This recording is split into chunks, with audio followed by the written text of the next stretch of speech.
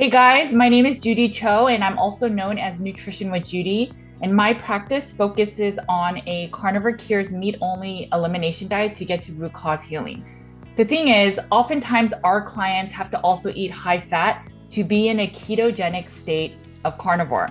And this is why I love the carnivore bar because one, they recommend eating meat, but not only that, these carnivore bars are actually very shelf stable and they're high fat. So it's a therapeutic version of carnivore. And this has really helped me when I'm on the go. It's a quick bite and I could honestly have two and make it a full meal. There's sufficient protein and there's high quality fats that you will stay in a ketogenic state.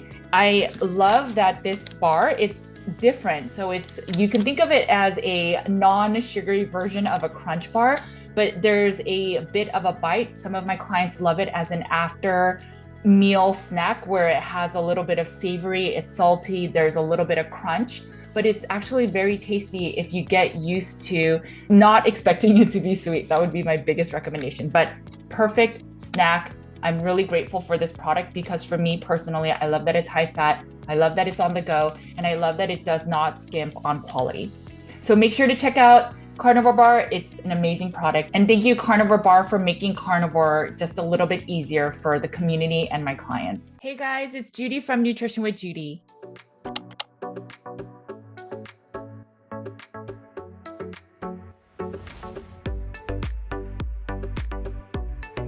Thanks for joining me today. While you're here, please make sure to like and subscribe, hit the red button. If you're listening to this on podcast, please make sure to leave a review as this allows my content to get in front of more people. And thank you for that. My name is Judy Cho and I'm board certified in holistic nutrition. And I have a private practice where we focus on root cause healing. And oftentimes that starts with the Carnivore Cures meat only elimination diet. Today, I had the pleasure of sitting down with Brett Lloyd. This is a conversation that's been a long time coming.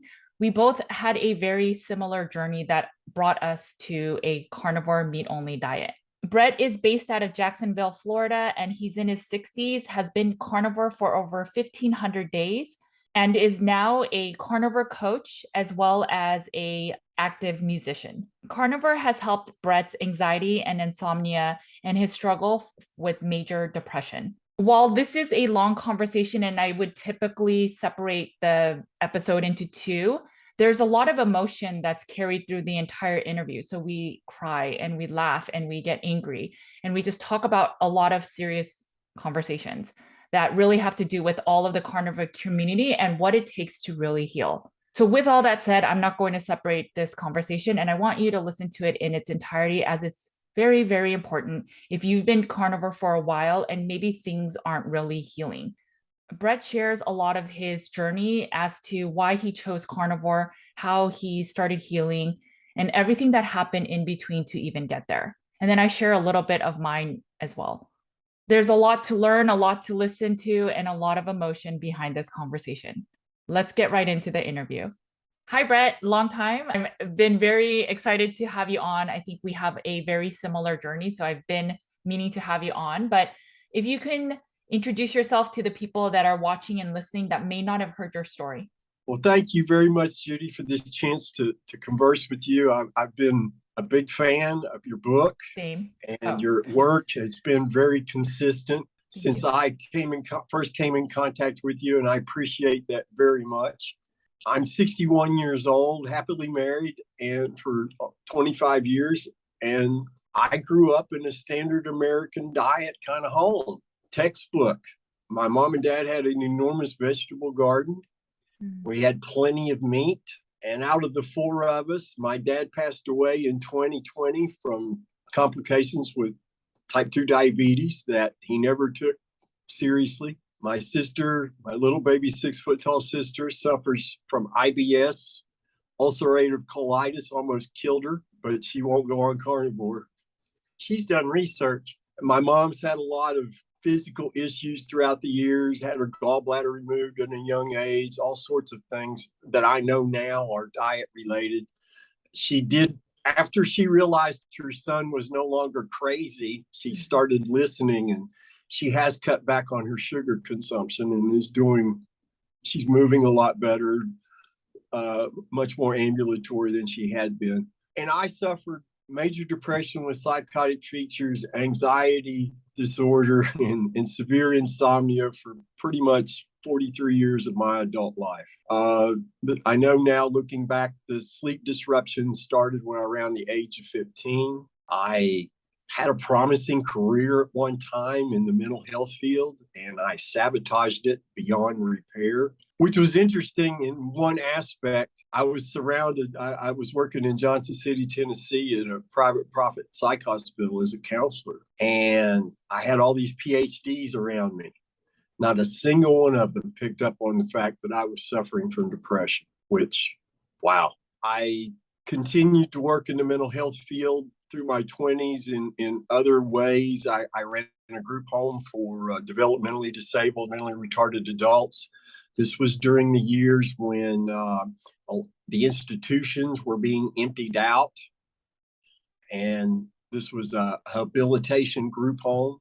I worked there for about a year. And then I made a really good decision in a really bad way. The phone rang one day. I knew it was the group home. I didn't want to talk to them. And I literally drove my phone through the wall.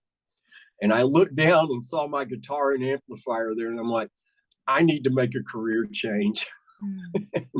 And so I grew my hair long and became a professional musician, all the while suffering from illness that I wasn't aware I had. I would make ridiculously bad choices and decisions, but from my perspective, it was all very normal. But after a point of a lot of really bad, inappropriate behavior, my life had become unmanageable because of mental illness. And that's 1990. I checked myself into River Park Psychiatric Hospital in Huntington, West Virginia, where I grew up, and was diagnosed with major depression for the first time. Was only in for about 16 days because of insurance limitations. Yeah. And they sent me out the door with a Prozac prescription and a handful of samples. That I took as prescribed until the samples ran out. And then in those days, Prozac was ridiculously expensive. I just couldn't afford it. But I recognized that I needed to make some behavioral adjustments. And somebody's trying to call me, actually. I was able to function at a higher level. I continued. I've been a performing musician for most of the last 30 years, except for a 10-year hiatus due to mental illness. When I became unable to work in public, I continued to write and record things in my own little studio.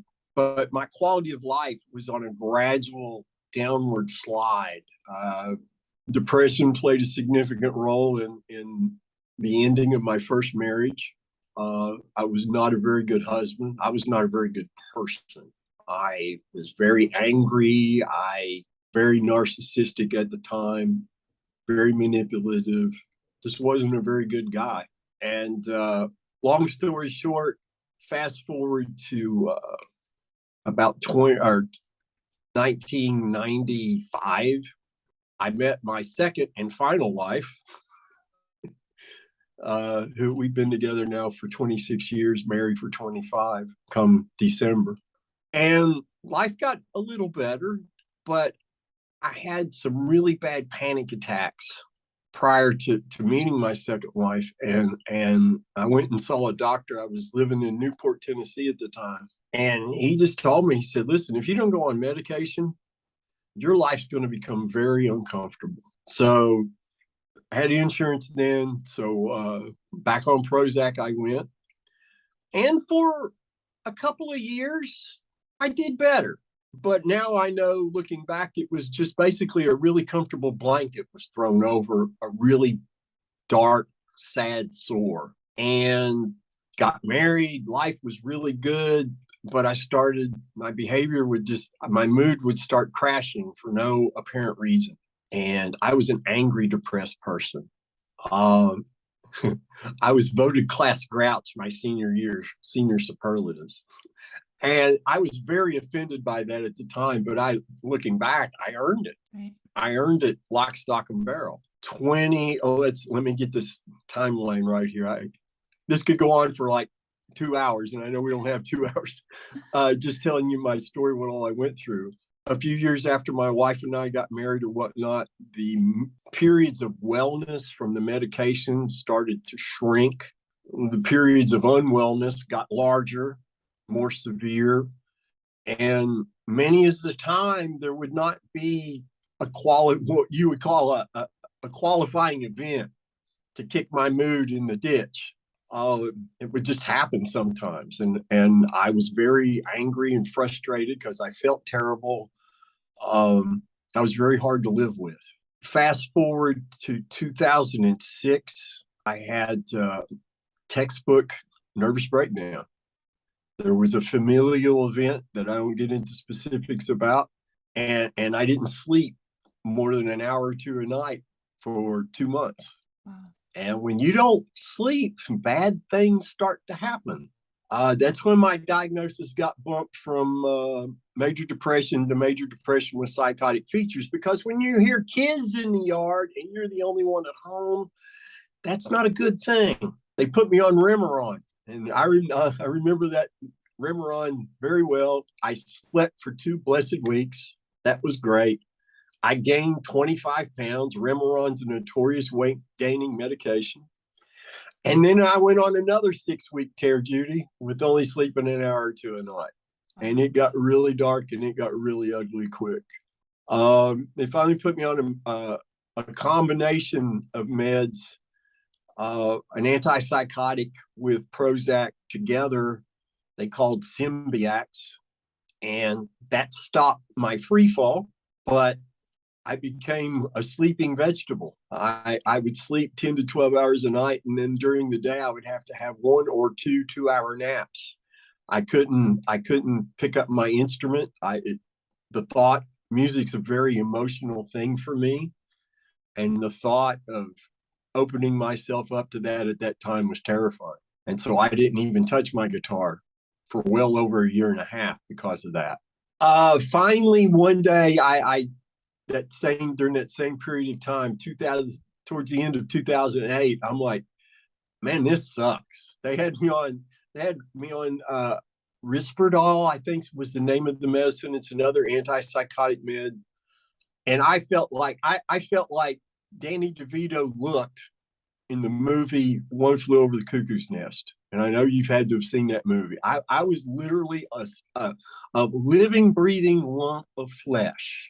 I had no quality of life whatsoever. I didn't talk. It was just really bad. And I just decided I can't keep living this way. This is awful. And so I decided that I was going to get better. And I had to accept what had happened. There wasn't anything I could do to change it. The person involved with it had basically divorced her family. Wasn't my wife, thankfully. And I got to get on with things. But I gained a lot of weight, and I was complaining to my wife, and she said, "Well, Brett, yeah, I've heard a lot of good things about this Atkins diet. You got to look into it." And in my own crazy kind of way, okay, no potatoes, no bread, all the meat you want, and you can have some snacks and vegetables. Okay, I can do that. All the meat I want, I'm in. I lost 35 pounds in just a couple of months.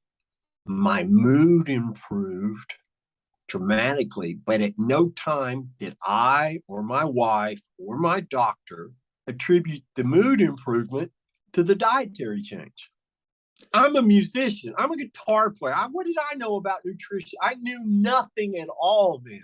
I don't know a lot now, but I knew even less than I do today. I didn't have a clue. I didn't know what questions to ask. I was taking my medication as prescribed. I thought the adjustments I personally made up here was what made the difference. I got to go to my 30-year high school class reunion, had a wonderful time. I started playing guitar again. I started writing songs. I wrote a couple of faith-based albums worth of music. I was being asked to perform in churches. I got to travel to perform, got paid nicely for it. life was looking really good. I mean, I was still overweight and I still had bad days, but it was a whole lot better than it had been. Right. And then after in early summer, late spring of 2010, I'm like, I really miss ice cream. I really miss my coconut cream pie and cake. So I'm going to start eating that again. And Judy, if I gain all my weight back, I'll just go back on Atkins. What can go wrong with this? Well, in the middle of July of 2010, I'm at Mass on a Sunday evening. I'm a thankful Catholic convert. Mass is extremely important to me. And it's right before consecration. Everybody's on their knees. It's quiet. And I get hit with this overwhelming warning of a thought. If you don't get out of here right now, something really bad is about to happen. And it was such a visceral thing. I literally ran out of the church. 15 minutes later, I'm curled up on my couch at home, bawling like a baby, and I have no idea why. And this began the 5 worst years of my life. My wife's job, I couldn't work. I couldn't work at anything. I was unemployable, but I wasn't sick enough for disability, not surprising. Anyway, which I'm kind of glad about today, but then it was very frustrating. My wife's job got transferred to Jacksonville, Florida. That's how we ended up here. We didn't know anybody. We didn't have any family here. I had to find a new doctor. I had to learn what I called it fishing for medical advice. And one lady who was she wasn't a full-fledged physician yet. I can't remember exactly what her title was. She wasn't a nurse practitioner. She was something between a doctor and a nurse practitioner, whatever that would be. And she put me on thyroid medicine, and it about blew the top of my head off. And then when I complained about it, I'm firing you as a patient. I said, thank you. Wow. Then I did find a nurse practitioner who seemed to get me. And this is when all sorts of meds. I mean, they were literally starting to throw things up against the wall just to see what would stick. I was on Seroquel. I was on Lamictal. I was on Abilify. I took Ativan as prescribed for anxiety for 8 years. Trazodone for 8 years for sleep. Trazodone's, you're probably aware, is a SSRI, but it's used off-label a lot because it will put you to sleep. But I woke up with a drug hangover every morning for 8 years. It was not fun, but I did get to sleep. And it just became this horrible nightmare because the same thing would happen. Meds would change.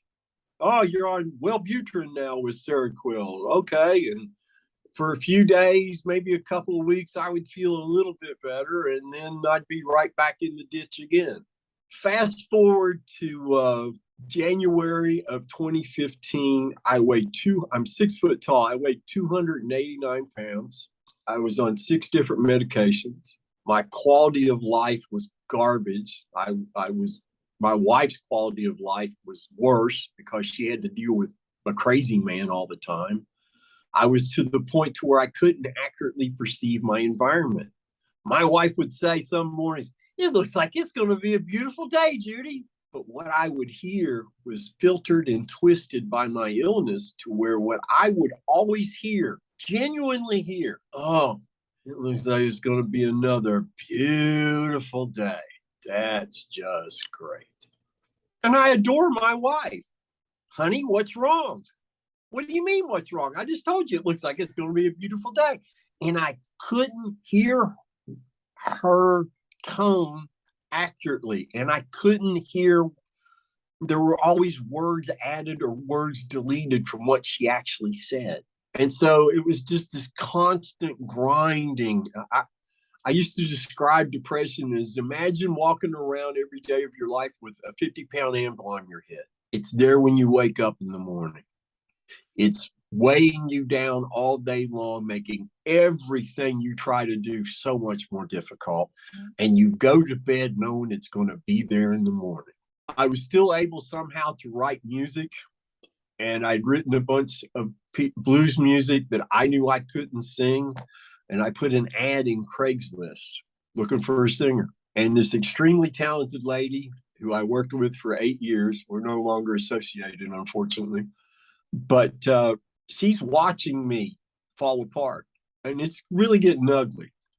The last psychiatrist I'll ever have, not named Georgia Eade or Dr. Chris Palmer, took me off Prozac cold turkey and put me on Latuda in January of 2015 with no titration whatsoever. And I got to experience SSRI withdrawal syndrome. Imagine, if you can, Judy, what it might feel like if somebody took a warm washcloth and rubbed it directly onto your brain. I had that sensation for weeks after that. This friend of mine finally says, "Hey, have you ever thought about trying medical marijuana?" Now, as a musician, it was always around, but I had a bad experience with it when I was young. And I got lightheaded, I got sick, I got passed out. And I'm like, well, I can do that with beer and not worry about going to jail. So I just didn't fool with it. It just didn't interest me. But this was also around the time that Oregon and Colorado and California were instituting their medical marijuana programs. And so I looked into it and I saw some anecdotal evidence that people were having symptom improvement, and talked about it with my wife. And, because I had worked in the field, I took my meds as prescribed. I followed all the directions. I went to therapy. I did the stupid workbook things and all this stuff. And I just got worse. And my wife and I are at this point, we're like, what do we have to lose? So my wife, I secured 4 grams of flour, which is just a tiny amount of cannabis. And she found a can of butter recipe on the internet. And she made these little quarter-sized cookies. They weren't carnivore. They were definitely keto. They had no sugar. I was scared to death of those things, Judy. I broke the first one in half when I ate it. In 10 minutes after I ate that cookie, I felt like 1,000 suns had lifted off of my shoulders. I wasn't high yet. I just didn't feel like crap for the first time in longer than I could remember. And then the high kicked in, and I discovered, much to my surprise, that cannabis treated my symptoms successfully. My mood improved dramatically, almost like that. My anxiety dwindled to near nothing. Cannabis helped me sleep at night, and I didn't wake up with a hangover the next morning. My wife came home that first day from work, and I met her at the door with the big old grin on my face, and I scared her half to death. What's wrong? What's going on? I said, the cookies work. They work. And so that became part of my daily regimen. I even, 420, I was having a cookie. 10 days into it, Judy, I'm sitting on the edge of my bed, and I putting a pair of shoes on, and my belly gets in the way. And the red light went off in my head. Your belly is in the way. That's not good. And I go and look in the mirror, in the bathroom mirror, and see myself accurately for the first time in Lord knows when. And I looked like somebody ready to go on set of The Walking Dead. Pasty gray skin, face, sunken eyes, just not good at all. And I immediately knew I had to go back on Atkins. I needed to make some immediate changes, and I had to be very careful because I was at great risk for injury, because I had literally sat on my backside for 10 years. No physical activity to speak of, because I didn't have any energy. And the thought of moving around was very unpleasing to me at that time, because depression is never working in your favor. Never.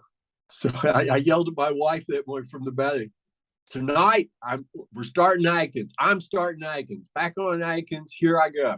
And I stuck with it.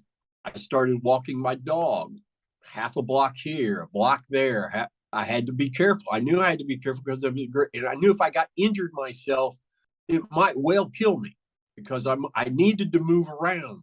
I got a GPS program and started and figured out how far from our front door was a half a mile, so I could start doing mile walks. And over the next 3 years, Judy, following low carb as we understood it, which was incorrect, I'll get to that in a second, I walked off 94 pounds. Wow. What we were doing wrong was my wife would make ground beef with mozzarella cheese. She would always drain the fat off the ground beef because we still thought fat was bad. Right. I could have probably gotten a lot better a lot sooner and maybe didn't have to go on carnivore if we had just kept the fat in the meat. So at the end of 2015, I was off. I titrated off the antidepressants and antipsychotics. At the end of 2016, I was off the Ativan. That was problematic.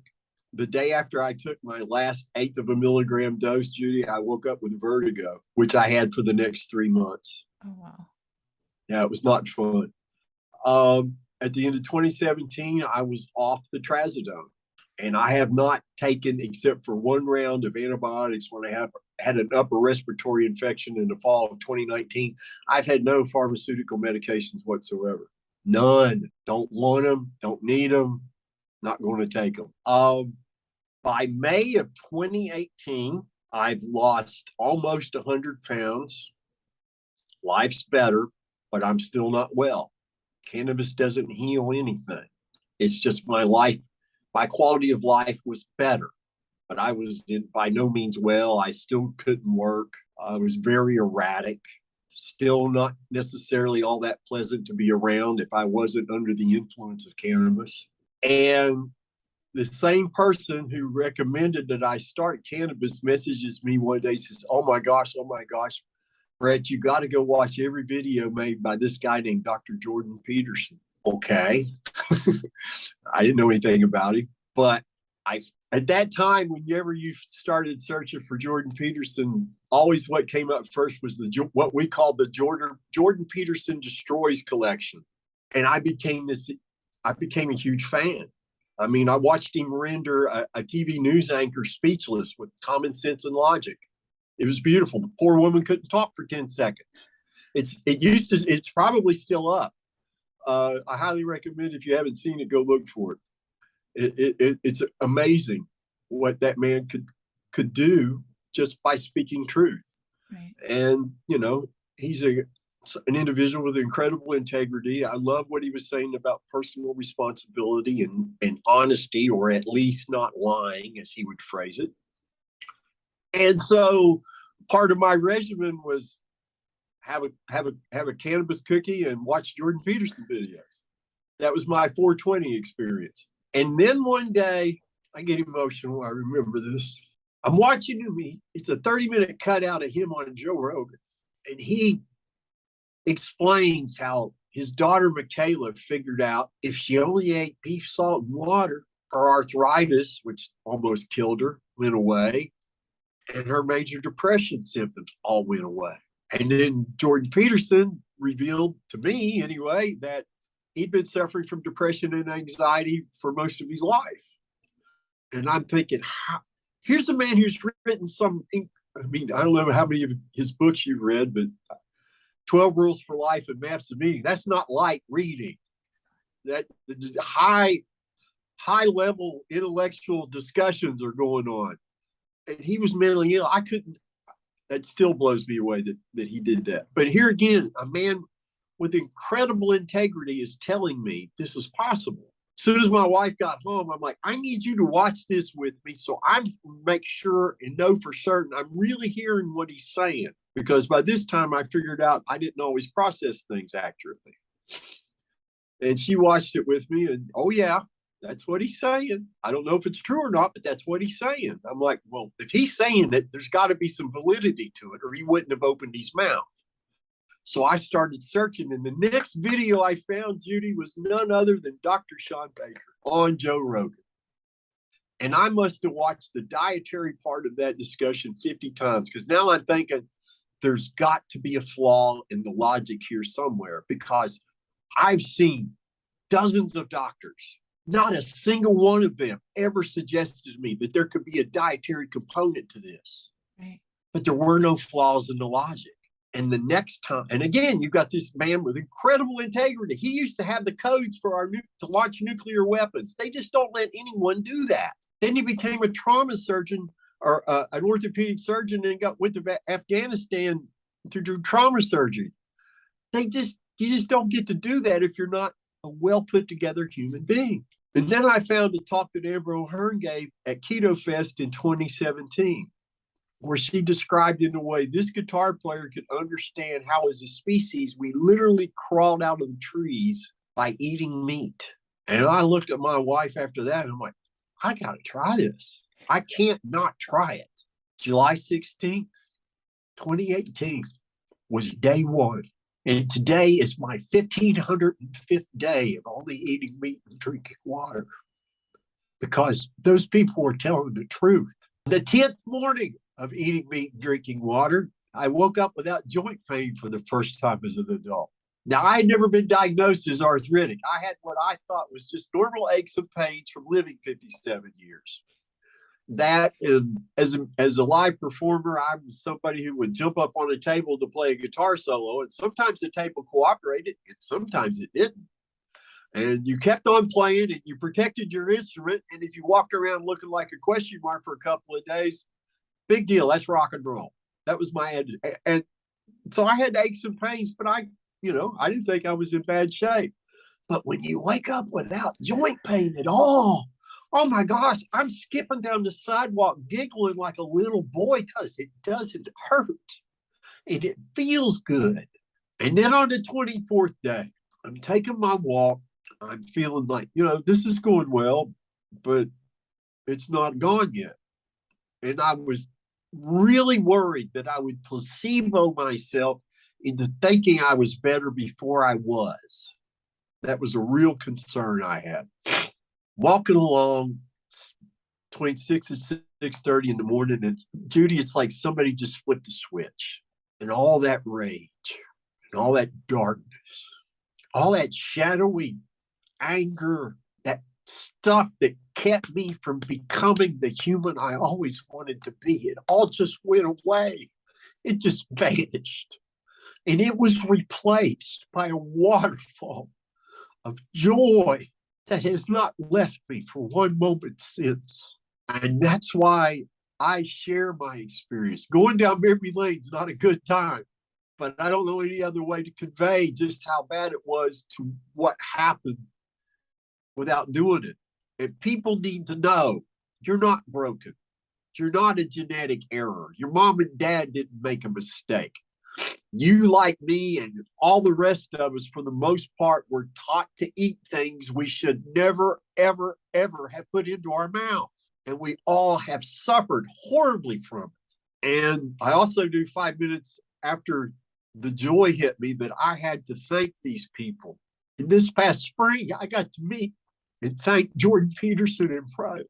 And it was wonderful. And one of the greatest experiences I've had since then, I coach people with Rivero Health, formerly MeatRx. And one of the greatest compliments I ever got was from a client who said, Brett, you're my Jordan Peterson. I've had people message me and say, I had one voice message in particular, a young man about 23, says, thank you for doing your interview on the Carnivore Cast. I listened to that over and over again. And because I listened to you, I no longer want to kill myself. So now I've got a new vocation of telling people about this is extremely important to me. And that's why the main reason why I do these kinds of talks, because people are suffering in the millions and millions, and they don't have to, and they don't know it. That's it in a nutshell. I mean, there's a lot of things have happened since the carnivore journey began, and whatever you want to ask me about, go ahead. And there's nothing that's off limits. First of all, thank you so much for sharing your story. I don't have exactly the same story, but I've been through a lot of what you've been through. And I've also been on antidepressants, and I had no plans of tearing up on this, and and antipsychotics, and it didn't work. And I was also not easy to be around. You're better now, and you're doing great work. And I'm sorry I can't give you a big hug right now because I think we probably could both use one.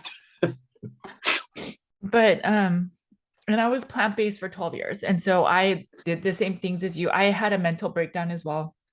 And I was against my will in the mental hospital, and I don't even remember a lot of it. And I was on a 72-hour lockdown, and you get on those if the doctors feel that you're a threat to yourself. And so they felt that I could harm myself and never come back from it. And so they forced me to stay. And I don't remember a lot of that in my life.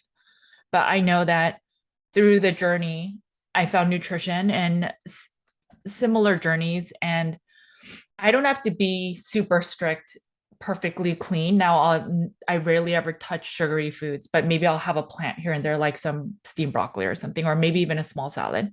But generally, it took me 5 years or almost 5 years of eating really strict carnivore to heal a lot of all of that. And and that's where I know always that diet and nutrition have so much to do with the way we view the world. I wasn't always angry, but I definitely had a short fuse. And one day, something that my husband said would be okay. And the next day, I would snap and say, "You mean this by this, and you're trying to get under my skin for XYZ." And I remember a coworker would tell me, "I wish you had a sign that one day it's okay to joke around with me, and another day, don't mess with me." And I never knew that I also was struggling with depression and anxiety until I was diagnosed with postpartum depression, and never once did they bring up diet, but all the medicines were there. And and so I totally understand. And that's why I will always have that gratitude to carnivore and know the healing. And then when I see a lot of our young generation struggling with mental illness and then put on these medications at such a young age, never once are they thought of, well, there's also adverse effects of getting on these meds, and then it affecting your nutrient depletion, the effects on the liver, and then even like you said, the adverse effects of when you pull off of these SSRIs and what it does to your brain. And some people have really horrible effects afterward. But all we had to do through all of it is possibly eat a high fat version of carnivore, and you could fix all of what you go through. And and so I think that's where I'm just like you, where if there's anyone that tries to dilute the carnivore message of what really needs to be done to heal, I become defensive almost. It's not dogmatic, but I would say defensive because I know where I was and how much healing I've seen. And then through all of my very, very unwell clients that not only are sick through mental illness, but even like autoimmune illnesses, they need to go super strict to feel the benefits. And then when you take that off the table of you can't do this forever, or you actually need carbs for your thyroid function, or whatever the other new mantra is, you know that they will never possibly heal as we have. And then be able to sing the praises of this way of eating that I honestly think God intended us to eat more natural foods.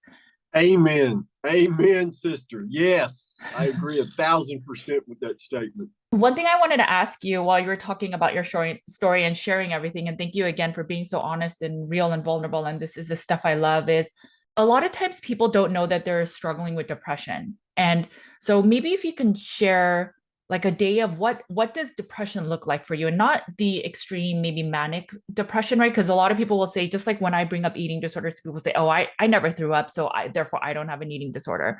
But I think a lot of us struggle with depression or anxiety, and it could be these little things. Like for me, my example is always, I always commit at night, I'm going to do all these things tomorrow. Tomorrow is going to be a new day. And then I wake up and I can't do anything. I can't even get out of bed. And it's a struggle. And I tell myself to get out and I just cannot get out of bed. And that's how the average day of depression looked like. And some days it got really bad. And some days was a little bit lighter where maybe I could even go pick up my child from school. But for you, what are some examples of depression and how does it look like? And then even some of the days of your anxiety. Well, my head hurt almost all the time. Mm. Almost all the time. I was always extremely short on sleep. And as a working musician, most gigs at that time were when I was living in South Carolina, especially, you played from 10 in the evening till 2 in the morning. Right. And through the week, I had to live normal hours because I was the one who took the kids to school and went and picked the kids up from school and things like that. So I was always short on sleep. And that made, as you are probably very aware, when you're not getting enough rest, everything becomes more difficult and everything that's wrong with you gets worse. Right. So I was always fatigued. I was not sleeping enough. I was always extremely irritable. I mean, I adore my wife, but she would say something and her tone of voice would clash with my nervous system in ways that I can't even describe. It was just horrible. And people couldn't carry on a conversation with me. If somebody asked me how I was doing, I would tell them in great detail. It's not a rational act. So people quit coming around, and we lived everywhere I've lived in my life until I moved to Jacksonville. I could always make friends, always. Come to Jacksonville, people would literally see me coming and walk across the street, and I couldn't figure it out. And I now know is because I looked like I was furious all the time. There's a picture my wife and I have of us with a dog we rescued at some big come rescue old dogs kind of event. And they took a picture with us and a dog. And my wife and I have talked about this. We both remember that as a very good day. But you see the picture, and I look like I'm ready to kill anyone at any moment. Just angry, mad, ticked off, whatever term you want. I didn't look like a happy camper. And that was a good day. Those are some of the examples. I was never one. I was also very delusional. Judy, if I just get this coffee cup that's very expensive and hard to get, my quality of life will improve dramatically. Everything will be much better. I get the cup at great expense and aggravation, usually to my wife, and I'd have it for 10 minutes and I could find 100 things wrong with it. And I would tell myself, man, my life just sucks. I used to really believe and say this, that I had been cursed. And yet people were always doing great, wonderful things for me, but I still believed I was cursed.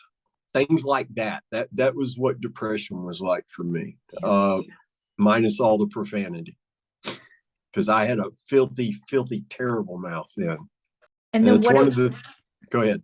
And then what about the anxiety? How did anxiety kind of look like for you? In many ways, anxiety at times was much worse than the depression because I would become afraid. Mm. I was afraid a lot. And I can remember days, more so when we were in South Carolina than after we moved down here, before I had to add a van to lean on. I can remember in the middle of the night, just squeezing a pillow so hard, it's a wonder I didn't cave my chest in, thinking, God, just let me have the heart attack now so I can die and this will end, kind of thoughts. I was just afraid all the time. And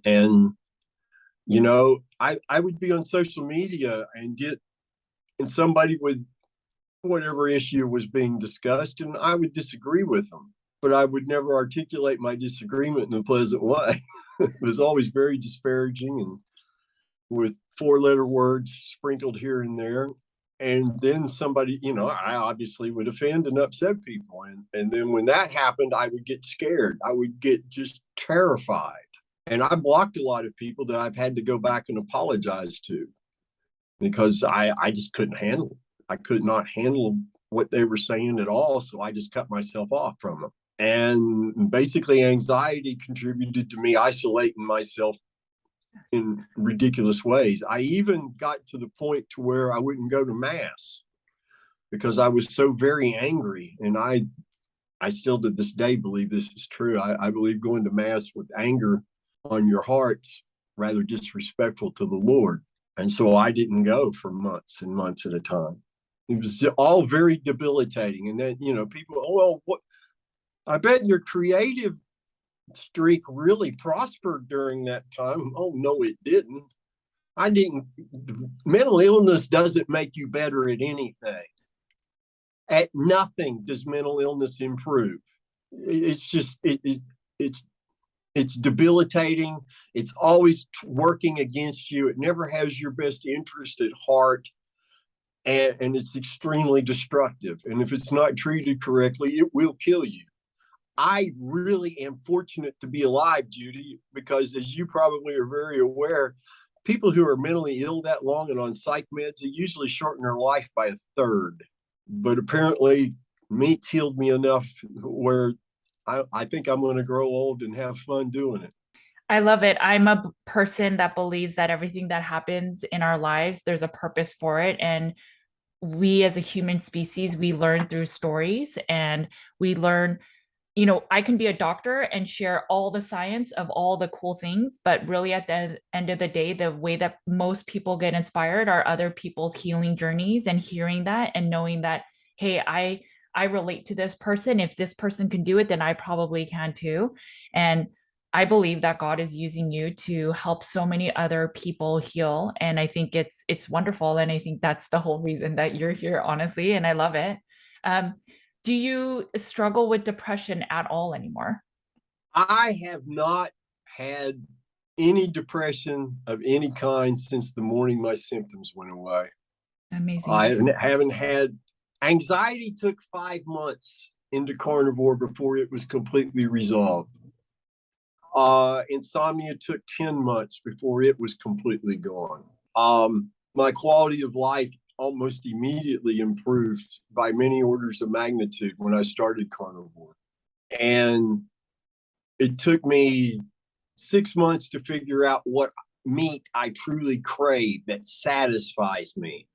And once I made that discovery through trial and error and trusting my intuition, which I highly recommend people do, stay out of your head, trust your intuition. It will never mislead you. I believe our intuition is the divine spark of God given to us to guide us. And when I've been for over the last 2.5 years, I've not made any decisions of any kind without checking with my intuition first. And I have been very well rewarded for that. And the thing is, I've stayed consistent because I don't want to be crazy again, not even for a second.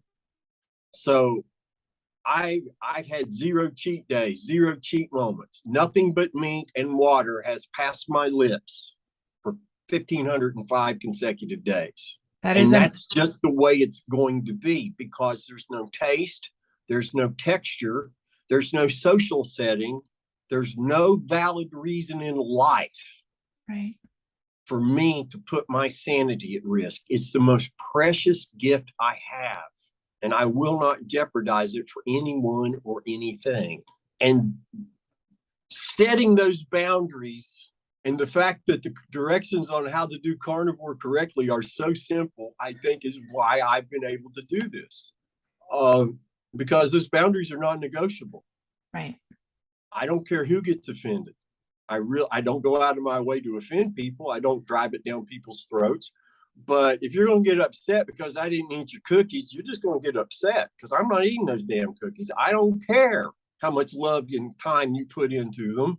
They could make me nuts. And I'll tell you why I know this. 6 weeks into my carnivore experience, Judy, my wife and I are at some grocery store somewhere. And at the checkout, we see this little display of these mints. Now, I was an Altoid addict for years because, all those meds, I had dry mouth constantly. I was always drinking tea and with two or three Altoids in my mouth at once. But this tin of mints, on the label, it said 0 carbs, no sugar.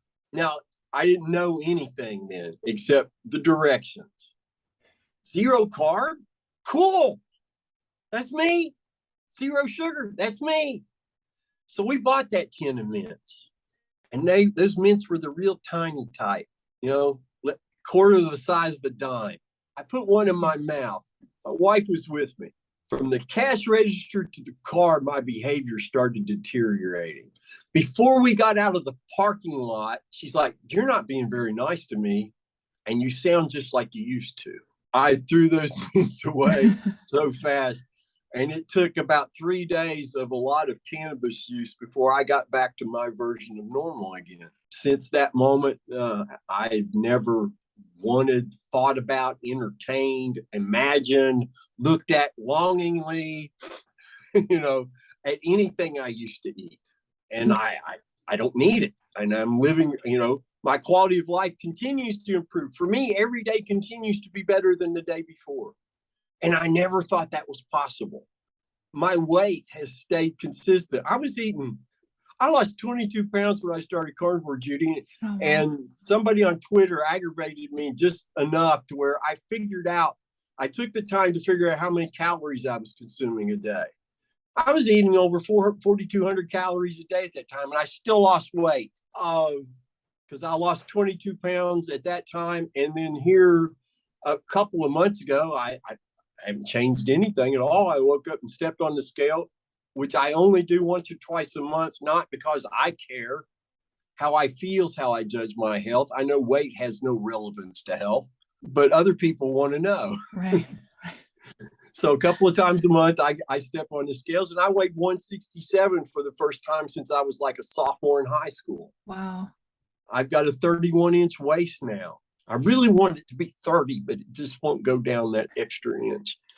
And I feel I'm 61 years old, but I don't feel like a 61-year-old based on my remembering people turning 60 and how old they looked and how dilapidated they looked and how their activity level just decreased immensely. I'm busy all the time. I'm active as much as I can safely be. I hit the gym really hard for a couple of years, but I had to stop doing that because I kept having injuries. I couldn't not go full blast all the time. So now a lot of my exercise is moving music equipment around, guitar amps and PA speakers and things like that. But I also still use an X3 bar periodically, just so that I don't lose strength, because I know strength contributes directly to longevity. Right. I hope that answered your question. Yeah, I don't even remember what your question was at this point. If you struggle with mental illness at all anymore, it's never come back, except for the one time when there was another time when we went to a Brazilian restaurant, and one of those Fogo de Chão's where we went. We just wandered around the salad bar just to see, because my wife's also carnivore. Okay. She waited a month after, I think I teased her and said, "You waited the 30 days to see if I would live or not." And then she said, "The wrinkles in your face were smoothing out." And suddenly she wasn't the skinniest person in the house anymore. And she had osteoarthritis in her shoulders and in her hands. Okay. Well, that went away in a month, but she's not quite as strict as I am. She eats a wider variety of meats than I do, but she eats what she craves. And once or twice a month, she craves liver, and I light incense, because when liver starts cooking, it smells like body odor to me, and I don't want anything to do with it. But we will go to this restaurant, and there's this mountain of bacon, of some of the most beautiful bacon I've ever seen in my life. There's no sign, there's nothing to indicate that there's anything on this, but it's just bacon. Well, Mr. Ground Beef and Bacon guy gets a plate and stacks it full of bacon, and shoves 3 pieces in my mouth. And the sweet taste almost made me gag. And what they had done was it was all basted with brown sugar. Well, needless to say, I didn't eat any of that bacon after that, but I was still not right for a whole weekend from that. So that's how sensitive I am to sugar. Yes. So I can't risk, just from those experiences, if I ate a teaspoon of sugar, I might end up in a locked psych unit before I knew what happened, because bad things happened to me so quickly. And that, so no. I know how to keep mental illness away. I follow the directions. I eat when I'm hungry. I do all those things. And every day continues to be better. I tell people, I talked to Dr. Tim Berry about this. I had the privilege of getting to interview him for my Instagram a couple of years ago. And I'm like, Doc, I'm happy all the dang time. I mean, I don't understand this. And he's like, listen, if a human being's properly nourished, properly hydrated, gets a decent amount of rest, somebody loves them in some manner, and the environment permits it, the natural state of that human being is one of happiness. Right.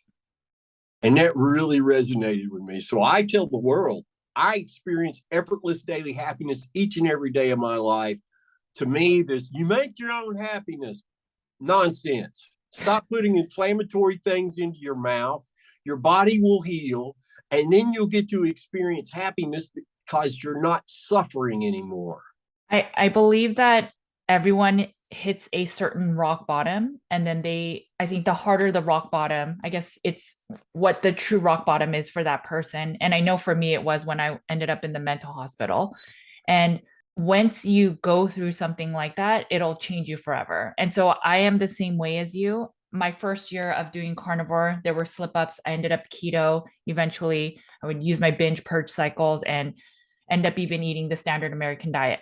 Immediately after eating sugar for a couple days, I would start feeling depressed out of nowhere. Nothing changed, but I would feel not right. And so that's when I knew that I just forever had to live this way. And I know my kids sometimes say, don't you miss ice cream, or don't you miss this and that? And sometimes I can eat the keto ice creams, but it doesn't do, you know, when you feel this level of peace and happiness and what you have been through and the medicines that couldn't get you right, nothing makes it worth eating. And I think people have to hit that rock bottom to really understand that. And I think that's where some people that are more of the biohacking groups, where they're just like, I'm young, I want to live forever, what's the best diet? They don't really get it if they're not really struggling with something that's making them hit rock bottom, because they could just switch on and eat some inflammatory sugars because they're not fully ill yet, if that makes sense. And that makes perfect sense. And I think maybe for you, any little bit of inflammation from the sugars, you feel it, and your body is just that sensitive and heightened, where you know now what you need to eat to feel the best, and you found that rhythm. You know, one question I was going to ask you is, what were you eating in the beginning, and then what is your rhythm now? In the beginning, I started out with steak, eggs, and bacon. Okay. I discovered zeroing in on health on Facebook. Mm-hmm. And thank God for that. I mean, I'm glad I was led to them, because that's where I learned the directions. And I noticed that the biggest reason why people would fail, I'm tired of just eating steak. Right. Or I'm tired of just eating whatever. And I'm like, well, if you're only eating one kind of meat, I could intellectually understand that. Right. So I thought about it for a while, and while bacon was never my favorite kind of meat to have, I could never think of a time that bacon was on the plate that I didn't enjoy the meal. So I made up my mind when I started, I would always have two types of meat, and one of them would always be bacon. It's smart. And that has served me very, very well. I eat lean ground beef now and bacon. Back then, I went from steak, eggs, and bacon to my wife found London broil, big chunks of London broil, really affordable, and she would cut them up into steaks. I ate a lot of that in bacon. I've had fish in bacon, which is surprisingly very good. I think bacon makes everything better. Pork shoulder roast in bacon, you know, because we didn't know what we didn't know still. And the importance of eating what my body was craving hadn't fully sunk in yet. But then one day we're at Sam's Club, and I'm just looking around, and suddenly there's these very interesting tubes of ground beef. They're really a dark red. And I'm like, man, that looks cool. And I picked one up and I looked at it. I looked at my wife and I said, we're taking one of these home. For lunch that day, she opened it up and my first burger patty out of that, I knew after the second bite, I had found what I was missing because it was so satisfying. It wasn't just that it tasted amazing, which it does and still does, but it was satisfying. When I got up from that meal, I was satisfied and content. And I'm like, this is what they meant by eating what you crave and what you can afford. Now, if I could afford it, I'd eat filet mignon instead of ground beef. And I can't afford that. And I'm not complaining.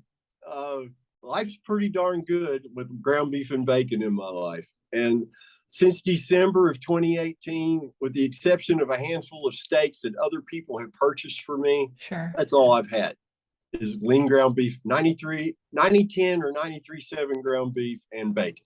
amazing. I think you really hit the nail on the head. It's where you have to find what works for you. And if you really, those are the foods you're craving, I think that makes full sense. I do think beef only long term, just from a nutrient perspective, I do see that. I know there are people that do that, but and if you have an autoimmune, I get it. But generally, there are some nutrients that are more deficient. But with pork, you kind of get a better blend of everything. So it makes a lot of sense to me. I think makes a lot of sense. There are some people though that I've met that are not like our stories, right? So let's, kind of give the full picture. There are some people that'll say, I've been carnivore and my mental illness has gotten a little better, but not fully better. What are your thoughts with that? Why do you think that's going on? Well, in most cases, in my experience as a coach, and I also have I used to facilitate 3 mental health meetings a week, but now I only facilitate 2 for Rivero, formerly MeatRx. Okay. And I've watched a lot of people come through those meetings, and I've had a lot of clients. And the folks that don't respond well, number one, in most cases, they're not following the directions. In most cases, not all cases. Okay. There's been a couple of instances where they were following the directions, but they weren't eating enough. Oh, yeah. That's always the first thing I ask is, how much are you eating? Are you eating until you're not another bite full? Do you know what that feels like? And then I always describe what it feels like for me. I can be chewing on some ground beef, throw a piece of bacon in, and oh man, it's a party, but I swallow the ground beef first, and that fills me to satiety. At that point, I cannot physically make myself swallow the bacon I've been chewing on. Mm. Now, that's what it feels, that's what satiety feels like for me. It's going to feel different for everybody else, but I just offer that to give people an idea of how it might feel for them. And not eating enough is usually number one reason why they're not doing well. They haven't progressed to where they want to be. The other one is they're not getting enough rest. They're not getting enough sleep. Their body can't heal because they're so sleep depleted, so short on sleep that they're still in fight or flight mode. Right. In many cases. There have been a couple of clients that have come my way that I couldn't figure out why it wasn't working for them. Right? I don't know what to tell you, except maybe try some different kinds of meat. A lot of folks get fixated on, it's got to be red meat or I'm not going to get better. Well, that's not necessarily true because right. I've seen people, my wife is a great example of that. She eats an enormous amount of chicken. She loves chicken. To me, chicken is a weak bird, and I'll eat chicken again when all the cows are dead. She eats a lot of seafood, which I'm not against seafood, but it's not something I crave. It doesn't interest me. And dairy is a big problem for a lot of people. That's why I always, with a new client, somebody new comes into the mental health meetings, I always recommend, listen, let's give up the dairy and the eggs, and let's make sure that there's nothing that can impede your healing in any way, shape, or form. And then later, after you've reached your goals, you're symptom free, because that's something else I focus on. I'm not interested in getting people better. I want to make people well. Right. And once you're symptom free, if you want 6 months to a year after you've reached that, if you want to add things back and see how it goes, go ahead. But most of those people, once they get to that point, they're like, I feel so good. I'm not going to mess with this. I'm not, you know, and I hear periodically, I heard your voice in my head, Brett, before I made the bad decision. And okay, if that's what it takes, then that's what it takes. Some people just, their physiology is so damaged that they don't understand it's going to take years before, right. You know, and I explain to people all the time, my healing quickly was very atypical. And I think the only reason that I did that was because I had been very low carb for 2 years prior to starting Carnivore. That's true. If I had come straight from the standard American diet, I have no doubt it would have taken much longer. And the people who've come from keto, who've been doing keto with great success, they tend to heal quicker than folks who just come straight from the standard American diet. And I think what you've been eating for the previous year plays an enormous role in how fast you're going to heal. And then there's folks that have just so destroyed themselves that I have to say, listen, this is going to be a long haul for you. You know, you're not, it may be 6 months, it may be a year, it may be a year and a half before you get to where you want to be. But I'm telling you, it's worth the journey. Right. Effortless daily happiness is worth whatever it takes to get your hands on it. And I tell everybody, listen, I want you to feel as good as I do. And if you can feel better than I do, that's awesome, because then you can teach me what you did. I love that. I love that you're a lot more realistic than this overnight success story of everyone will heal in 3 months. And if you don't, then something's broken with the diet. I love that for some people, it's a lot more realistic. A couple of things I would add that I've seen also in my my clientele is some people, especially the women, need a lot more fat. That can affect their sleep, right? A lot of women, we are already deprived of all the cholesterol and the steroid hormones that need the support from fat. And women, we still have that fear of fat makes us fat. And even in the carnivore community, there's still that kind of lean protein push. But if we were to just think about, I'm going to heal right now and not worry as much about the weight loss, the immediate sudden weight loss, and just think about healing, it sometimes requires a lot more of the animal fat, maybe not the dairy and things like that. But I think all the ones that you mentioned are really good. Those are the common ones I see. But the big one is the under eating. Sometimes some people have such bad gut function where even though they're eating meat and it has a better chance of absorption than any plant food you can think of, for some people, their loose stools, like people that have ulcerative colitis, it can last much longer. And so they're not absorbing as many of the nutrients. So maybe they need some temporary gut supports. This is not majority of the people. It's a more select few, but those people then may not be getting the nutrients they need to support the mental health. And then, so maybe they need a little bit of the digestive enzymes or gut supports or something, but there's also that I've seen. But I think the biggest one, like you said, is sleep, under eating, and then maybe for some people it's the higher fat. So I think I'm completely on the same page with you. What are some?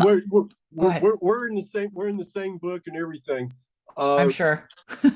I've watched people struggle with this, not eating enough. That seems to be, part of the programming and indoctrination that we all grew up with. If you eat more than a plate full of food, you're being a pig. Right. And you got people who haven't had a decent day's worth of nutrition in their whole life. Right. They inhale the first plate full of meat, and they can't make themselves have more. Right. Because I don't want to be a pig. That's overeating. Oh gosh. I'm like, no, wait a minute. You got to understand, your body's not full yet. Right. For these reasons. And once they accept that and get over that fear, then the magic starts to happen. And then explaining that weight is not a matter of calories, it's a matter of hormones. Right. And that when your hormones come into balance, the weight comes off. Right. Especially for women. I mean, I agree. You know, women have a harder time. They do need to eat more fat because of the hormonal requirements that women have that men don't. That's why women tend to eat a wider variety of meats than men do. You know, like I said, my wife eats all sorts of kinds of meat. Right. And the cool thing is I was taught what's on somebody else's plate is never your concern. So I don't even know what she's eating half the time because I just don't pay attention. It's not my, you know, that's her journey. Right. Right.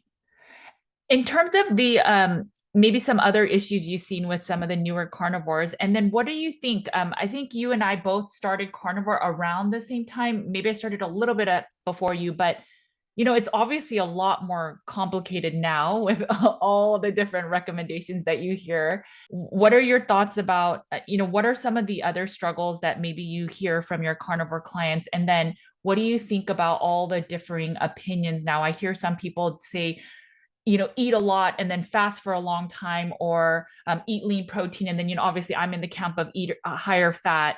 And then there's obviously the camps of, well, you need a lot of liver. There's other people that say eat a ton of grass finished. And then there's also the people that say, actually, you need to eat meat and fruit. So what have you seen?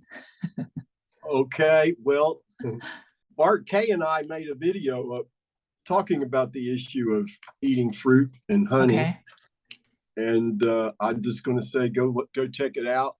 Okay, I'll link to it. YouTube channel, because I don't want to rehash that. Okay. I think the biggest thing is people are, you know, a lot of folks come into the carnivore lifestyle and they've been searching for so long. Right. And every new they come across carnivore and they get excited because they see my story, they see Judy's story, they see Kelly Hogan and they think, oh man, look at these people. They're so happy. Their life is, oh gosh, you know, and it's going to happen for me. And they come into it with unrealistic expectations about how quickly they're going to heal. About what it really entails. They don't know. No one's ever given them the directions that I know work and help people succeed. And then they start listening to every Tom, Dick, and Harry who's got a microphone and a video camera and a YouTube channel. Sure. And, you know, I encourage people to take the word of Dr. Ken Berry as gospel and Dr. Sean Baker. And I tell them, if you're not confident with those two people, adding somebody else is probably not going to make much of a difference. Because those two men are rock solid, no deviations, straight up, no ambiguity. This is what works. And I love Ken Berry because he attacks all the myths.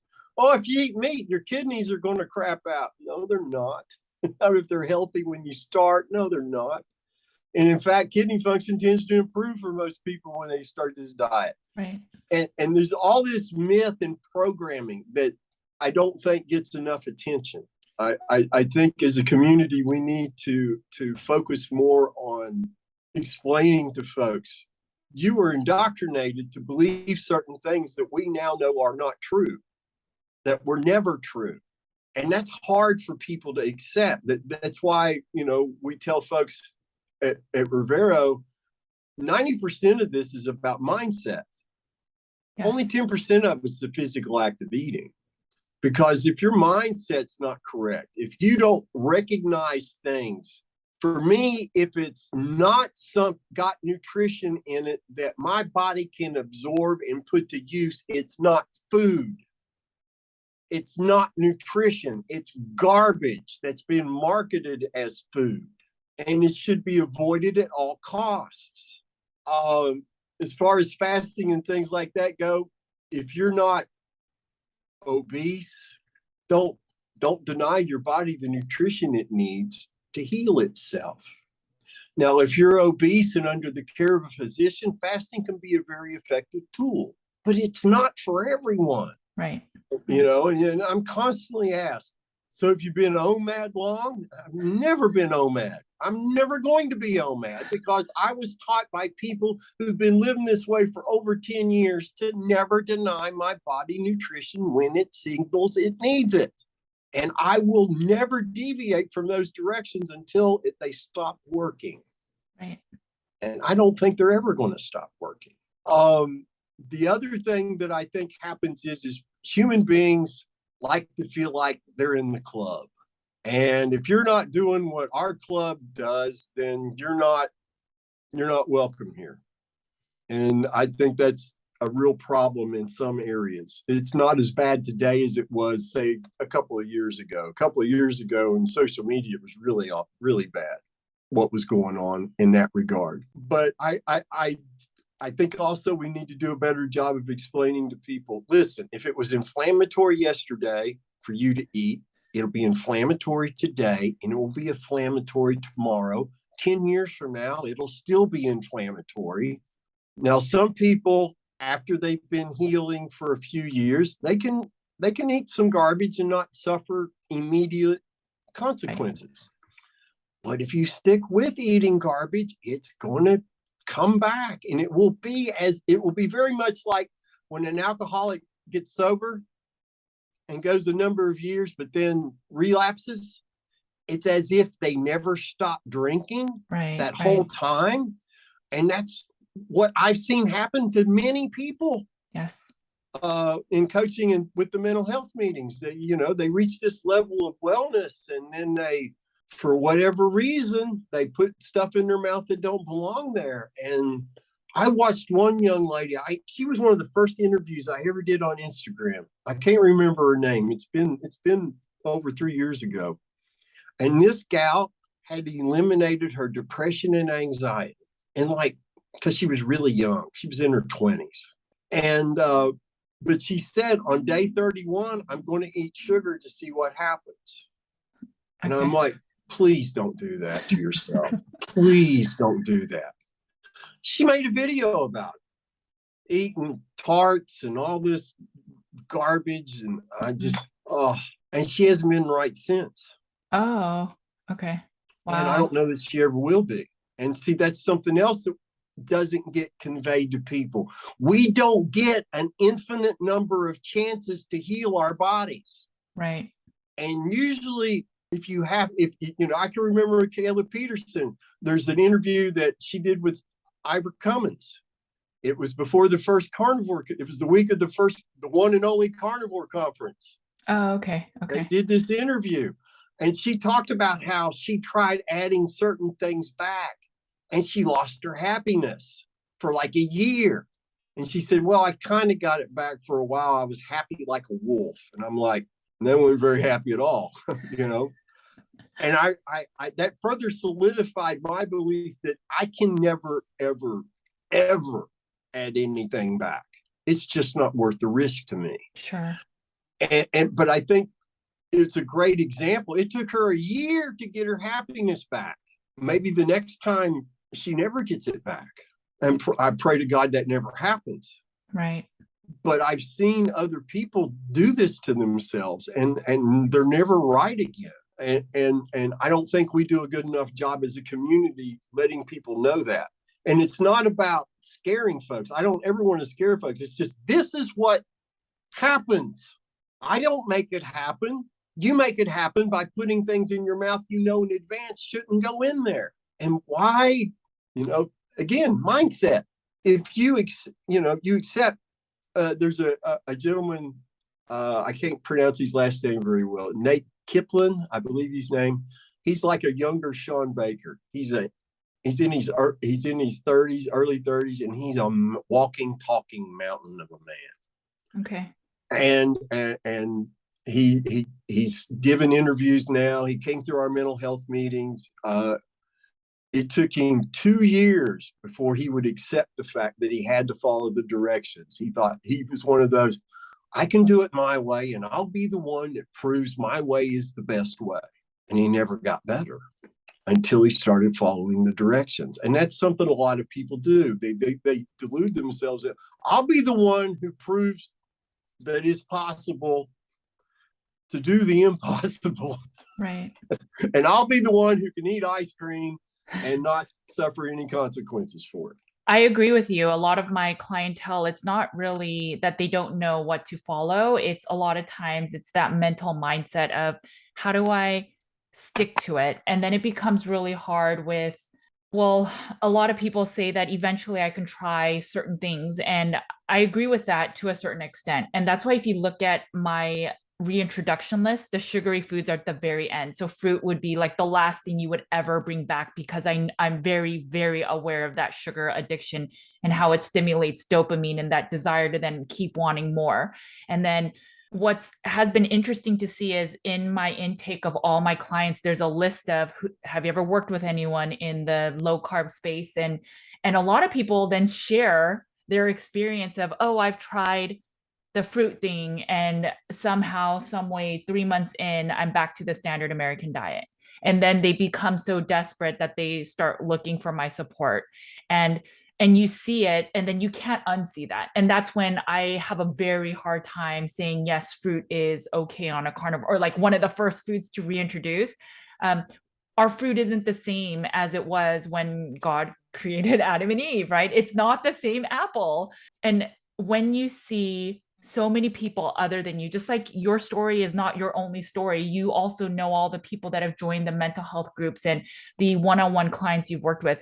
You start seeing the trends, and then it becomes really hard to say, yeah, just occasionally eat your sugar and stuff. And I will be very mindful of the individual and knowing if are they an abstainer or a moderator and what is their abilities to, it's that mindset thing again. So I know when someone's coming from an eating disorder like myself, or that has leaned on foods for struggling and for celebrations and sadness, that person probably cannot ever celebrate with a birthday cake ever again in their life. And I have never in my 5 years, or even if I add other plants, I will never add a cake to my birthday ever again. And I know that. And I'm completely fine with it because I am living and thriving and living my purpose that God put me on this world for. So I don't need that cake.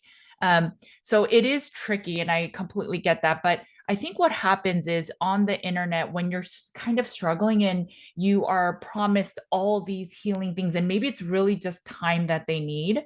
But when they're going through the hiccups of the beginning, and then they see online that people are saying, well, I eat meat and fruit, or I eat meat and something, and I'm still healing, then it starts getting into their head of, well, I don't need to do full carnivore to heal. Right. And I think that's where people start tripping up. And then a lot of them will say, I am carnivore-ish. And then they eventually will leave the diet when they were so close to healing. When I hear that ish, it's, I'm carnivore-ish, or I'm keto carnivore, or Right. I'm 90% carnivore. I'm like, I weep on the inside because Yeah. I tell them all, you don't get 100% of the results unless you follow the directions 100% of the time. Right. It just doesn't work any other way. And then you find out, well, I had to go back on my blood pressure medicine, and I had to start taking pain meds again because my arthritis flared up, my knees swelled up, this happened, that happened, I can't sleep at night again. That's why I said, if it was inflammatory yesterday, it's inflammatory today, and it'll be inflammatory for the rest of your life. And you've got that part of the mindset is, and I'm so lucky that I never looked at food as entertainment. I shudder to think how much harder it might have been for me if I had grown up thinking like that. But for me, food was what you had to have to live. Eat it and get on with it. Get on with whatever was next. I never was one of those foodie type people. Right. And so I spend a lot of time going over this time and time again with folks. You've got to change your mindset, and you've got to stop thinking about these things as something you're missing out on. Right. So I used food as my addiction, and so anything that happened, I turned to food. So if it was a celebration, like yay, we get to celebrate with cake, right? If I'm sad, oh, I'm just gonna binge until the point of I don't even think about my problems. It's everything that people will use drugs and alcohol or shopping or any other addiction.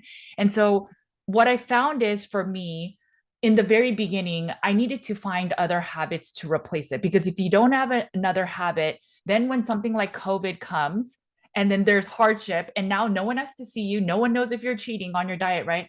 It becomes super easy to just go, well, the world's ending, might as well eat the food that I've been missing out on. But if you had a different habit in place and you had fear and you had this uncertainty come into your life, then you can really focus on that. And so in that time, I focused on spending time with my kids. Or if I used to pair watching TV with food, either I didn't watch TV anymore, or I would grab my computer and I would be using my hands to touch the computer instead of touching my hands to my mouth to eat. And so I fully understand that level of addiction. And when stress comes, it's easy to go to a gas station or go to your favorite fast food and just shovel your face so that you don't have to think about life anymore.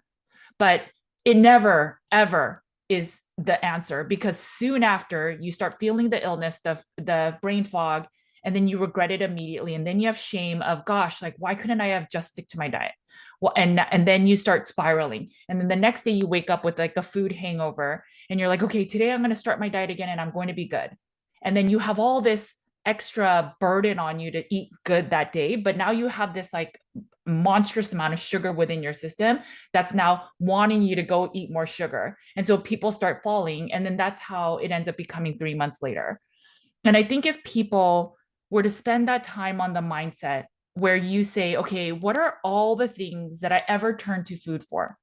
And then what are all the things I'm going to do to replace those habits now so I don't turn to food? And if I have a relationship or a job or something that is incomplete in my life and I'm using food for that, like, what is it that you're struggling with in life? Is it an unhappy marriage, unhappy job? Then maybe it's time that you actually try to resolve that, because food will never, ever, ever be the answer. And for No me, doubt. No doubt. Something you said there, yes. It reminded me of this. I tell people constantly, listen, the morning I lost my depression symptoms, there wasn't suddenly a toolbox there with my name on it that said Brett's Happy Skills. Right. I had to unlearn, and I'm still unlearning old survival skills and old habits and things like that. My biggest complaint with myself right now is I still swear too much, and I want to get that down to where it's eliminated entirely. I don't want to be the guy who helped a lot of people but talked his way right out of going to heaven. But for every don't, there has to be a do. Yes. And that's something people have a hard time processing. I don't know why, but you take something out, a habit out, and you don't replace it with something positive. You leave a hole in your person, a hole in your character, if you will. Right. And that's when things really go sideways for people in a really bad, dark way most of the time. And so that's something else the community doesn't talk about. Sarah Kleiner and I had a discussion about this a couple of years ago. And I think it's one of the things that as a community we could improve on drastically, with explaining to people, okay, you're symptom free. That's wonderful. Congratulations. Good job. Now, are you going to do the work that's necessary to keep it? Right. And here's what it is. And let's face it, Judy, you know this as well as I do.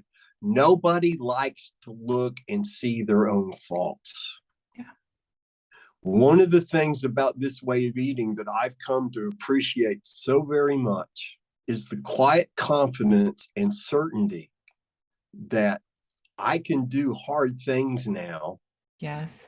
And not suffer from it. And I can look inwardly, and I do this on a regular basis. And I do other things that maybe we could talk about in another video to help with that. Because it requires a level of honesty that a lot of people are terrified of.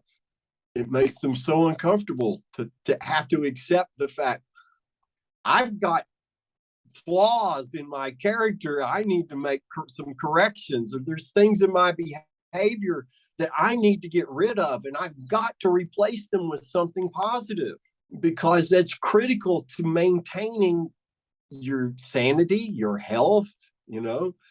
And then there's but I'm sick and tired of this restrictive diet. And I'm like, listen, wait a minute. Let's stop in here for a second. Have you forgotten what was really restrictive? That arthritis was extremely restrictive, that your IBS was terribly restrictive, that your mental illness was the most restrictive of all. Have you forgotten that? Because those things are restrictive. They limit your quality of life to this illness bubble that you never feel like you can escape from, and the hopelessness and all that stuff that comes from that. Whereas this way of eating, it's not restrictive. It's liberating. Yes. When you're free of metabolic illnesses, when you're free of bipolar disorder, or you're free, God bless Emily Penton, you're free of multiple sclerosis and bipolar disorder. Where's the restriction? You get your life back. What's more liberating than that? And I think as a community, we need to do a better job of explaining that to people. I think the mindset issue is probably our weakest point, because it doesn't get emphasized enough. We get caught up into, and these things are important. I mean, what you said about higher fat and things like that, that matters. But what are your macros like? What's your daily protein intake like?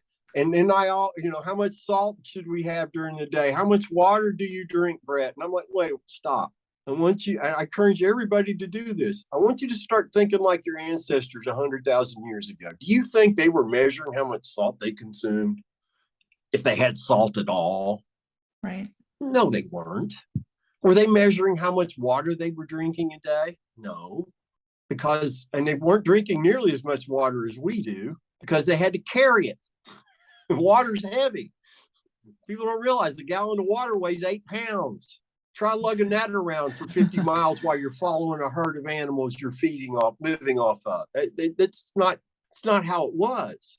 And even with the horrible hygiene that people experienced 100,000 years ago compared to today, if they stayed injury-free, obviously if they survived childbirth, if they stayed injury and disease-free, they lived to be 60, 70, 80, 90 years old, just like we do today. And they weren't measuring any of those things. And to me, all that stuff, it becomes another anxiety creating machine, which gets in the way of people's success.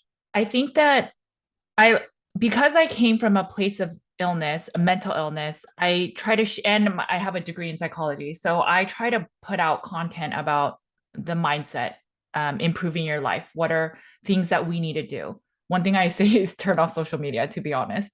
But what I learned though, is that those do actually pretty poorly on my channels. And I still put it out because I think it's super important. So what that tells me is, because I've never been somebody that will put out content just because what's popular.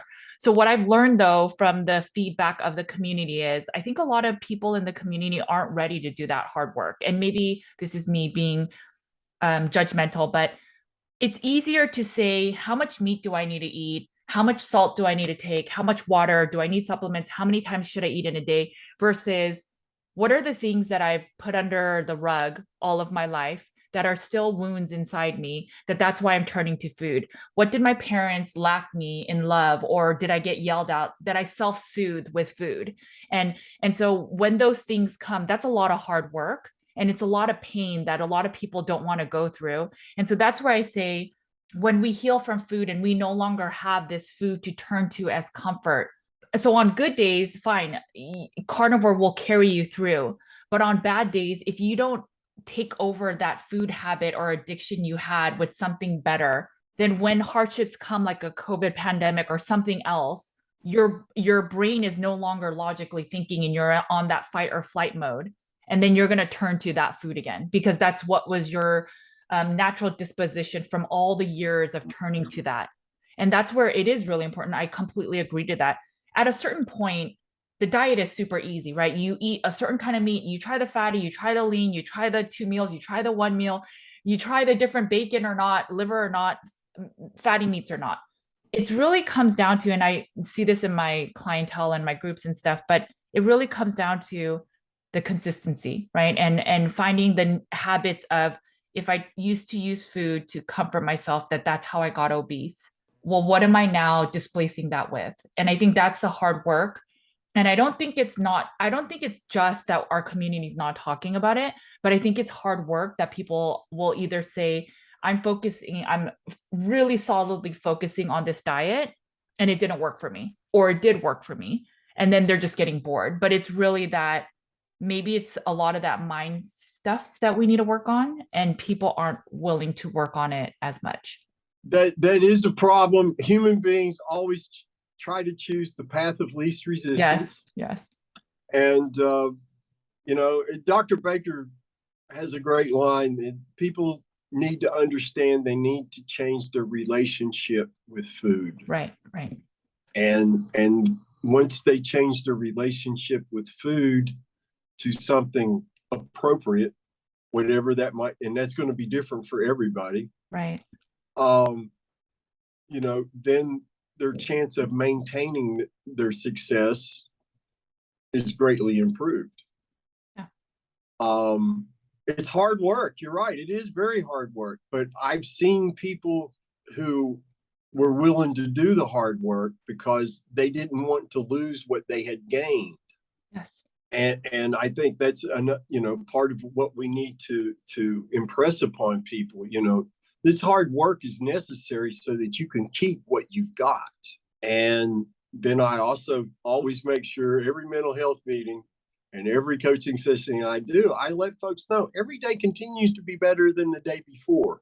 I have not hit the ceiling yet. Sure. And I don't really think there is one on how good we can possibly feel if we continue to take care of ourselves. And some people, it takes them a couple of years of being symptom free before they finally understand it. I don't know what the answer is to that.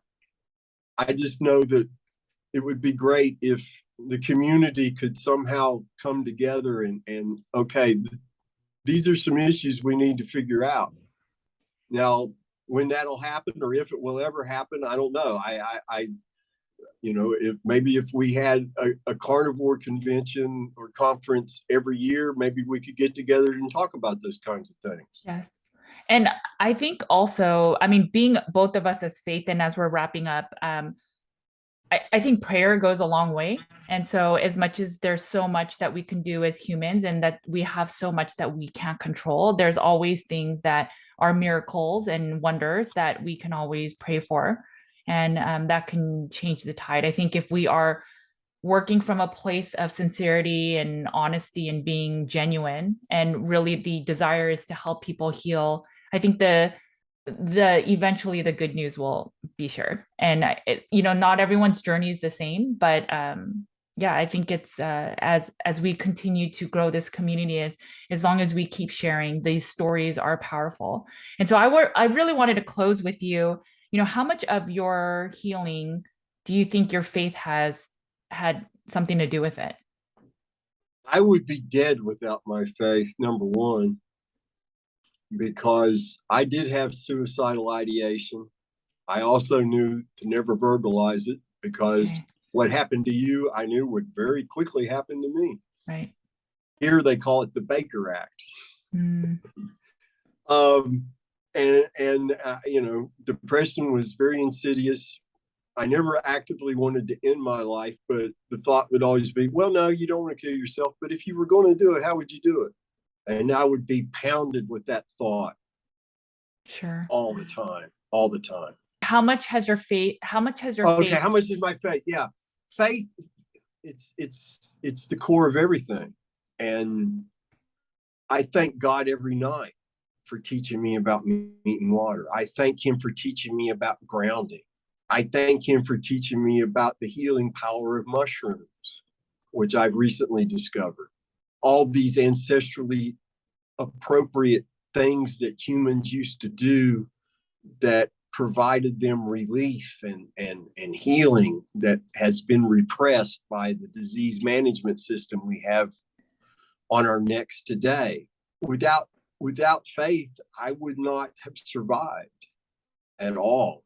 And not just a question of prayer, but it's a matter for me of knowing that there's something greater than me that loves me.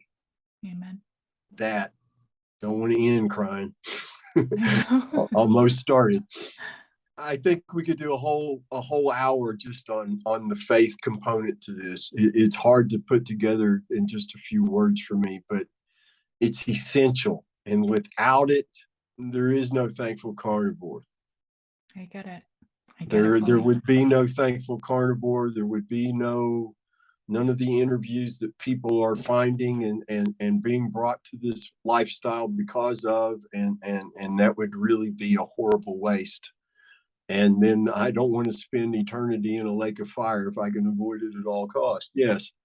So my motivations are very much oriented towards faith, because without it, I'm completely lost. Me too. And I've been lost and I don't like it. It's not a good thing. So I do whatever it takes to make sure that I'm at mass every time I can be, and I don't miss Sundays, and we do our best to make all the other holy days of obligation, as long as work doesn't get in the way. Without it, I shudder to think the kind of person I would be.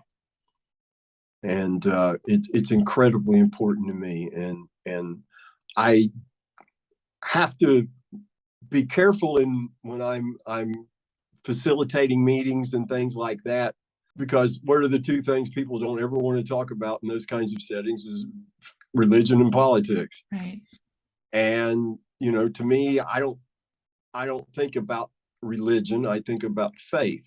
Mm-hmm. To me, those are two separate things.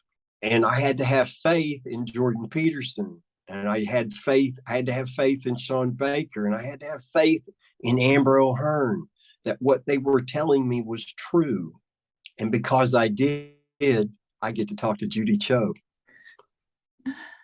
That's amazing. I love it. I don't think it's always easy to share what we're sharing. And for me, the whole belief in God and faith and knowing that this is for a greater good gives me the strength that sometimes I'm very thin-skinned and I would love to be thicker skinned, but I'm not. But when you have the hope of something greater than you, and it's greater than for just you and your self-glorification, then it becomes easier to do it. And I think that for me sharing all of this, it's just solidified my relationship with God a lot more. And so I love bringing it up. I know not everyone likes me bringing it up, but I will always try to be as honest and open about what has helped my healing journey. And for me, a lot of it was solidifying my faith, my purpose in life, the salt and light I'm trying to leave. That's why I wanted to ask you, because I genuinely appreciate it. Well, I'm really glad you did. And I'm glad we had a chance to share our faith in a way that other people will be exposed to. And I'm God works in mysterious ways, and 100%. I'm living proof of this. Same. Well, where can people find you? I'll have to have you on again and we can talk a lot more. I can talk to you forever because I feel like our stories are so similar in so many ways, and we're not even any way similar. I grew up in. Yeah. I had that thought cross my mind once or twice in the last 2 hours. I've enjoyed this immensely. Same. People can find me at Instagram. That's the best place to get me, at thankful.carnivore. Don't hesitate to message me in private. I answer every message. It's never a bother. I'm happy to do it. I answer people's questions. I don't do coaching cold turkey. Don't expect me to start giving you a coaching session. Okay. I'll answer your question, but I'm not going to, I can't do that because I've got too much to do. If you want a coaching session, then you can book one. Okay. Through Rivera. I'll be happy. Well, they can book one through Rivera, or they can book one off platform. Oh, okay. If they want to. And I advertise that on my Instagram. But people can also find me under my real name, Brett Lloyd, on Facebook. I have done many coaching sessions with Facebook Messenger over the last 3 years. And again, you have questions, ask. I want to help. That's why I do this. Right. I don't expect anybody to just look at my pictures and go, okay, yeah, I get it. I'll do that. You know, people have questions. They have a lot of fears. They have a lot of worries. They've heard so much stuff. Will I ever go to the bathroom again? What do you do about your constipation? Well, I've never had a moment of constipation. So that's what you have to look forward to. People need the reassurance that this is not dangerous because they've been force-fed propaganda that says it is when it's not. If it was dangerous, I wouldn't be doing it. Neither would you. Well, you're living proof of it. 1,500 days of eating just meat and water, and you're thriving. So I think really that is such a wonderful place to stop. And it just shows you that you're an n equals one, but it could be an n equals many. So thank you so much for sharing and being open and vulnerable and being a beacon of hope for so many people. Well, thank you very much, Judy. I've enjoyed this discussion immensely. The time has flown by. It didn't feel like we talked that long, but I'm not surprised. I'm not surprised at all. Well, I'll put all of your information in the show notes so people can find you. And thank you again for being a ray of hope in our community. And I just really, really appreciate everything you do and share. Thank you, Judy. Right back at you. Keep doing what you're doing. You're having a serious impact. Your book, I actually gave to a priest recently because they needed to read it. And it's in their hands and God's hands now. Keep doing what you're doing because you're consistent, and consistency breeds success. Well, thank you. Thank you. And thank you for joining me today. You're very welcome. I look forward to the next discussion. Okay, guys, I hope that you enjoyed this interview. Brett and I talked about a lot of things. You can tell that Brett has a lot of heart. It's coming from a place of sincerity and wanting to help our community be in a healthy, happy state. I hope that this conversation gives you another lever to get to root cause healing.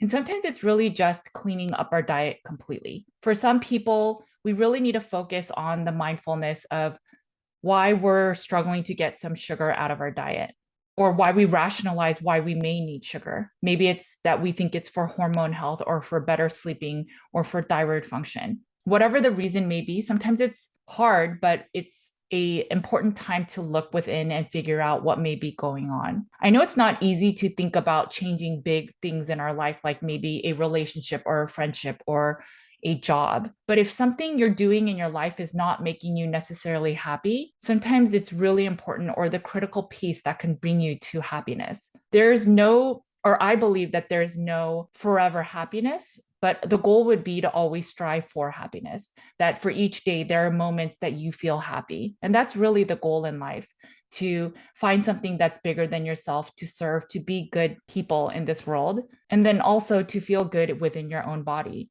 And oftentimes that really starts with nutrition. For me, I really believe that nutrition and eating a clean meat-based diet, and oftentimes a meat-only diet, is really the root cause for starting to heal. And when that becomes not enough, sometimes you may need to work with someone or find other levers, or maybe it's something more than that. Diet, nutrition, and focusing on the mindset is oftentimes the best way to find healing. I know this conversation is very sobering, but I hope that it truly gives you a little bit of light and hope and another lever to get you to root cause healing. Okay, guys, you know the drill. Make sure to eat a lot of meat. Take care of your bodies because it is the only place you have to live. I'll talk to you later. Bye, guys.